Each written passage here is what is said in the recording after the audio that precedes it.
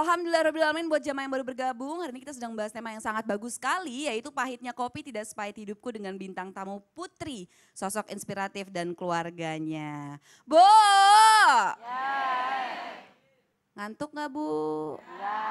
Iya apa enggak? Enggak, senyumnya mana Ibu? Ih Masya Allah.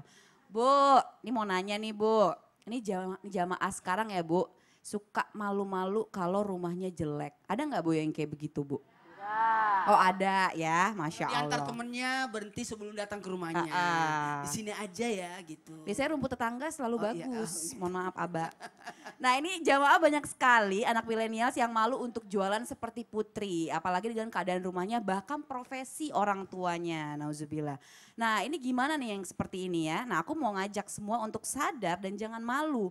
Karena sebenarnya ada perjuangan orang tua loh di balik kesuksesan kita. Jadi langsung aja kita lihat tayangan berikut ini.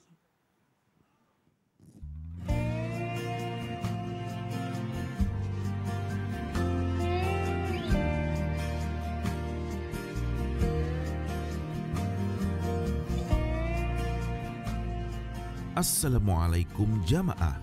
Suasana haru terasa saat sang anak seorang mahasiswa yang berhasil lulus ujian skripsi sambil memeluk ayahnya yang sedang berjualan siomay di depan sekolah dasar. Mengiring langkah dalam cerita terbayang wajah. Setelah dinyatakan lulus, Karisma langsung memeluk dan mencium tangan kedua orang tuanya. Dia juga berusaha mencium kaki ibunya sebagai wujud bakti seorang anak kepada orang tua. Orang tuanya pun berulang kali mengucap syukur serta senang sekali karena anaknya bisa diterima menjadi anggota Polri. Mereka benar-benar tidak menyangka, apalagi pekerjaan sang ayah hanya seorang pemulung dan tidak punya apa-apa. Kita sebagai anak seharusnya tidak boleh merasa malu dikarenakan pekerjaan orang tua yang dipandang rendah oleh orang lain. Karena sesungguhnya orang tua bekerja membanting tulang hanya untuk kebahagiaan anak-anaknya. Ya, Masya Allah boleh tepuk tangannya dong Ibu. Jadi jangan memandang sebelah mata ya jamaah ya, karena banyak sekali anak-anak yang berprestasi loh, yang berhasil dan di luar kemampuan atau profesi orang tuanya. Jadi jangan dilihat di covernya aja ya Bu ya, tapi kita lihat perjuangannya juga. Nah ini langsung aja kita ngobrol-ngobrol sama Putri nih. Putri, sini lagi dong nemenin Kak Aca di sini. Putri, Kak Aca mau nanya nih, ini pasti jamaah di rumah juga pengen tahu. Putri malu nggak kalau ngelihat rumah Putri, kondisi rumah Putri seperti itu, Putri pernah malu nggak? Enggak pernah. Nggak pernah malu? Enggak, Pernah nggak ngeluh sama ayah gitu atau ngeluh sama ibu, pengen rumahnya lebih gede lagi daripada ini? Pernah nggak ngeluh kayak gitu? pernah.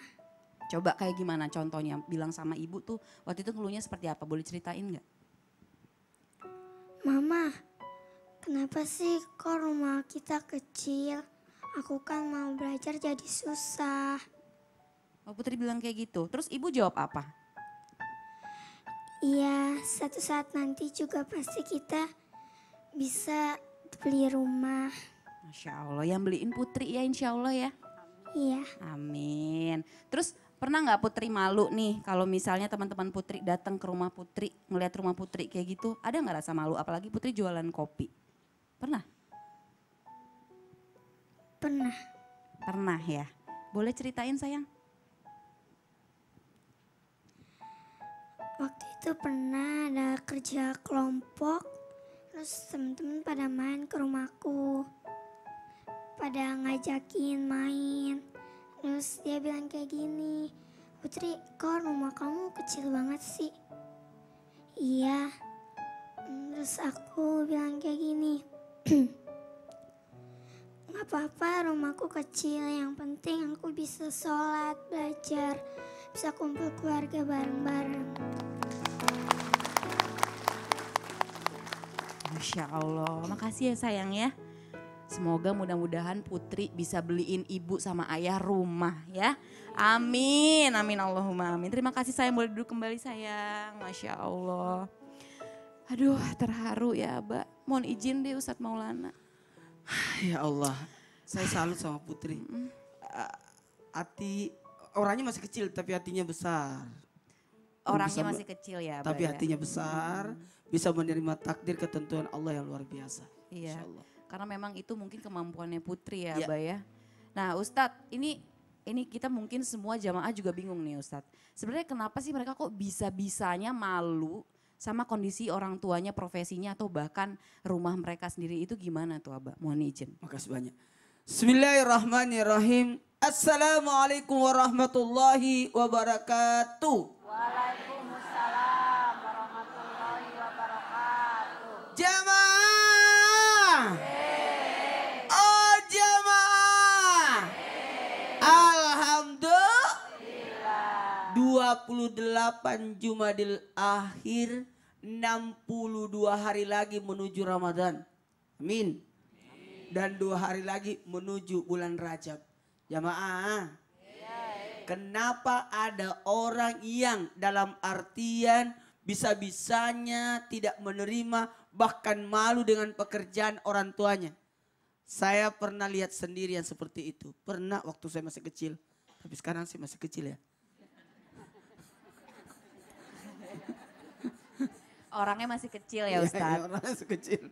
Dulu waktu saya masih SD, pernah lihat teman main saya, dia malu dengan kondisi. Diantar sama orang tuanya, karena orang tuanya maaf, tukang becak ya. Itu dia ditanya sama temannya, itu siapa bapakmu? Bukan, itu paman saya. Ya Allah, itu sedih banget, ngiris. Dari situ saya juga bisa belajar, ya Allah nggak boleh seperti itu. Kita jengkel sama dia, benci sama dia. Ternyata ada beberapa kondisi yang menyebabkan anak itu malu dengan pekerjaan orang tuanya. Yang pertama, komunikasi yang kurang tepat antara orang tua dan anak. Seharusnya orang tua memberikan pengertian yang jelas kepada anak. Pendidikan yang jelas sama anak. Dengan cara memberitahukan pekerjaannya. Dengan cara bangga dengan pekerjaannya. Sehingga anak pun bisa ikut bangga dengan apa yang dilakukan oleh orang tuanya. Bukan malah kita ini oke, kita ini gitu. Sehingga anak juga merasa down. Harusnya kita bangga, yang penting kita tidak ngemis. Kita bangga, yang penting kita tidak bergantung sama orang lain. Kan begitu. Jamaah. Daripada kita jadi beban orang lain. Daripada kita mengharap orang lain. Yang seperti ini yang harus diberikan pemahaman kepada anak. Alhamdulillah. Orang tua yang selalu mengerti keadaan sehingga anak pun ikut. Karena anak kan mengikut sama orang tua. Di mulut orang tua itu ikut juga anak. Kalau orang tua suka mengerti, pasti anak juga ikut mengerti. Bagaimana anak itu mengikuti orang tuanya atas apa yang dikatakan orang tua. Karena anak kan mengikut sama orang tuanya. Dan mohon maaf, anak itu pembicaraannya beda sama orang tua. Betul apa benar? Kadang-kadang anak-anak dengan berfantasinya yang luar biasa. Tidak apa-apa, ibu bapak juga ikut berfantasi. Makanya kalau berbicara tentang anak, kembali dulu kepada orang tua. Kenapa anak bisa seperti itu? Karena anak susah mendapatkan perhatian, pengertian, bahkan penjelasan kehidupan. Makanya sikap orang tua yang memaksakan kehendaknya di atas anak, menyebabkan anak juga seperti itu. Mohon maaf. Terima kasih banyak kepada Putri yang sudah memberikan pembelajaran besar buat kita. Makanya tidak ada salahnya sosok orang tua mendekatkan anaknya dengan lingkungan sekitarnya apa adanya. Apa adanya. Tadi ada ibu berkata kita hidup ini apa adanya. Itu benar. Bukan ada apanya. Tapi apa adanya. Sehingga menerima lingkungan di sekitarnya. Nah, kalaupun lingkungannya seperti ini, terimalah. Untungnya Allah memberikan kita ujian tidak di atas kemampuan kita. Tapi sesuai kemampuan kita. Insya Allah yakin tidak ada anak orang miskin yang minta dibeliin mobil yang mahal. Tidak ada itu. Karena dia merujuk kepada orang tuanya. Orang tuaku mampu sehingga dia minta sesuatu yang berlebih. Saya enggak meminta sesuatu yang berlebih. Mohon maaf ya. Ini karena kita akan memasuki bulan Rajab. Seakan-akan kita dapat pembelajaran di bulan Rajab itu. Mau tahu pembelajaran Bu? Dalam pendidikan anak? Pendidiklah anakmu. Bagaimana kita memperkenalkan dengan lingkungan sekitar, dengan orang tua. Sebagaimana Rasulullah SAW langit pertama ketemu dengan Nabi Adam. Siapa Nabi Adam? Kakek. Jadi tidak apa-apa kita perkenalkan dengan kakek nenek. Lebih biasa seperti itu. Kalau diasingkan seakan-akan anak punya fantasi sendiri. Makanya banyak anak yang mau seperti temannya. Iya, selalu ya, Bah ya. Aku mau seperti temanku bisa ini, rasanya saya mau bilang, jadi anaknya bapaknya itu aja. Ya dulu aku kayak gitu kok, Bah. Aduh jadi malu deh. Ya, karena pergaulannya kan. Ya. Masya Allah, terima kasih banyak Ustadz Maulana. Bu. Jadi tadi kata Ustadz Maulana ya Bu ya, kita harus mencontoh nih Bu seperti Putri ya Bu ya, Masya Allah ya Bu ya. Jadi mungkin kurang komunikasi dari orang tua ke anaknya. Ya jadi apapun pekerjaannya nggak apa-apa ya Bu ya, asalkan apa Bu? Halal toyi. Taiban, Masya Allah. Nah langsung aja nih, kita kan dari tadi kan nanya-nanya mulu nih sama Putri ya jamaah ya. Ini boleh dong gantian ya. Ya nggak Bu? Ya nggak Bu? Ya. Putri, sayang, silakan kamu mau nanya-nanya apa boleh? Ustadz, Abi, anak zaman sekarang kan sering tuh pada ngejek pekerjaan orang tuanya. Emang salah ya Ustadz? Kalau ayah Putri jualannya nggak sama kayak orang tua yang lain. Oke, terima kasih sayang ya. Ya mohon izin Abi. Jazakillah khair, Masya Allah Putri. Luar biasa, sangat menginspirasi buat Ya, kita sangat, semuanya, sangat, keluarga Putri ini Masya Allah. Jadi kalau mengatakan apakah salah orang yang mengejek terhadap profesi seorang orang tua yang bekerja mungkin yang kelihatannya seperti itu tapi hakikatnya sebenarnya justru yang namanya rizki Allah sudah siapkan semuanya. Hanya cara meraihnya dengan cara-cara yang berbeda. Namun ayah Putri ini dan ibu Putri ini Masya Allah dia ini ingin mencari rizki yang halal demi untuk membesarkan dan mensukseskan anaknya. Iya. Punten saya katakan kalimat ini mungkin agak sedikit tegas ya. Mustahil anak ini akan menjadi soleh dan sukses kalau diberikan makanan yang haram. Iya, hari ini mungkin kesulitan tapi pada kenyataannya kebesaran yang akan didapatkan oleh keluarga daripada punten putri dan adiknya ini insya Allah akan diangkat derajatnya dunia akhirat. Kenapa? Karena diberikan makanan halal dan halal dan halal. Jadi dengan adanya yang halal semuanya akan terbuka kesuksesan pintu dunia dan akhirat. Jadi jangan sekali-kali untuk meremehkan perbuatan apapun saat orang itu mencari rezeki yang halal. Masya Allah. Terima kasih banyak Abi. Sami-sami. Punten Aba. Saya salut dengan jawaban Putri tadi. Waktu ditanya sama teman-temannya, kenapa rumah kamu kecil? Rumah saya kecil biar enggak apa-apa, yang penting kami bisa kumpul, bisa sholat, bisa selalu bersama-sama. Itu jawaban yang tepat dari jawaban sosok anak yang memberikan gambaran kepada orang lain. Saya rasa terketuk ada orang kejauhan. Enggak pernah ketemu sama anaknya. Kenapa? Anaknya lantai 3, dia lantai 1. Tidurnya. Saya alhamdulillah bersyukur. Kalau tidur, oh ada yang kena ya. Saya tidur selalu pegang tangan istriku dulu. Masya waktu masih hidup. Kenapa? Karena anak saya 4 di tengah. Kalau saya tidak pegang tangannya, jatuh saya darah ranjang. Jadi lihat Putri, semuanya anak-anak dimanapun berada. Banggalah dengan pekerjaan orang tua. Karena kenapa? Itulah bentuk pengorbanan orang tua terhadap kita. Tepuk tangan dulu. Enak aja. Siapa sih kamu? Gitu. Oh, mau protes-protes orang tua. Sudah ya? Udah ya Bah. Punten ya Bah ya. Jamaah Masya Allah ya jamaah ya, yang penting kita harus bangga sama pekerjaan orang tua ini terutama untuk adik-adik di rumah juga. Dan yang penting apa yang kita makan, apa yang kita pakai, apa yang kita sedekahkan insya Allah berkah. Amin, amin ya rabbal alamin. Langsung aja tausiah berikutnya ada Ustadz Abi Maki. Bismillah, Allah barik fiik. Abi, Hayyakillah. mau nanya lagi nih Bi. Silakan. Bi ini kita kan pasti sebagai orang tua, Aca pun sekarang sudah jadi orang tua. Alhamdulillah. Ya. Ini kan pasti suka sakit hati ya kalau ada anak nih suka nggak mau ngakuin kita sebagai orang tuanya ya kan, nauzubillah ya Bi ya. Nah ini gimana sih Bi hukumnya dalam pandangan Islam sendiri tentang anak yang suka menutup-nutupi kondisi orang tuanya dan merasa malu dengan profesi orang tuanya. Iya. Silakan Abi. Bismillah, Allah barik fiik. Bismillahirrahmanirrahim. Subhanallah, Maha Suci Allah yang telah mengumpulkan di tempat yang sangat indah ini. Semoga seperti ini Allah mengumpulkan kita di tempat ini. Seperti ini juga kelak Allah kumpulkan kita di surga Firdausil A'la. Amin ya rabbal alamin. Subhanallah, tidak ada yang paling bahaya hidup di muka bumi ini kalau boleh dikatakan instan dari Allah berikan satu hal yang namanya kesengsaraan, kesulitan. kecuali anak ini telah melukai hati orang tuanya. Saat orang tuanya terlukai oleh anaknya gara-gara apa? Gara-gara malu memiliki orang tua sebagai pekerjaannya di mana. Ataupun bahkan ujung-ujungnya saking rasa malunya apa yang terjadi, dia sudah tidak mengakui lagi terhadap orang tuanya. Bahkan sangat mengerikan sekali, dia tidak mau berbakti kepada kedua orang tuanya. Awal-awalnya karena dia tidak percaya diri, malu terhadap orang tua yang bekerja yang mungkin dipandang oleh matanya tidak bagus. Na'udzubillah, tsumma na'udzubillah.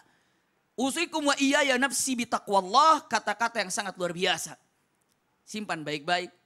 Ini kalimat yang selalu terngiang-ngiang di telinga kami, telinga saya khususnya, yakni perkataan guru kami, guru kita semuanya Ustadz Nur Maulana. Iya, beliau mengatakan apa? Allah akan memperlakukan kepada kita seperti apa kita memperlakukan kepada orang tua. Jika orang tua kita dijadikan raja dalam kehidupan kita ini, maka Allah akan jadikan raja kita di dunia ini. Subhanallah. Jika kita meremehkan orang tua, maka Allah akan remehkan kita. Sesungguhnya jika saja orang tua memanggil lalu ibu bapak bergegas kepada orang tua, ketika minta kepada Allah akan bergegas, Allah mengabulkan doanya. Berapa kali kita ketika orang tua memanggil, bahkan menelpon kita, kita tidak mengangkatnya. Bayangkan seandainya orang tua menelpon lalu kita tidak mengangkatnya, kita ketika minta kepada Allah, Allah akan tolak. Kenapa? Anda baru saja menolak panggilan orang tua. Zaman sekarang anak-anak kadang-kadang enggan untuk mengangkat daripada teleponnya orang tua. Kadang-kadang enggan untuk ziarah kepada orang tuanya. Padahal masih hidup. Maka para ulama mengatakan jika Anda punya waktu 1 jam dalam kehidupan Anda, yang pertama kali didatangi adalah orang tua.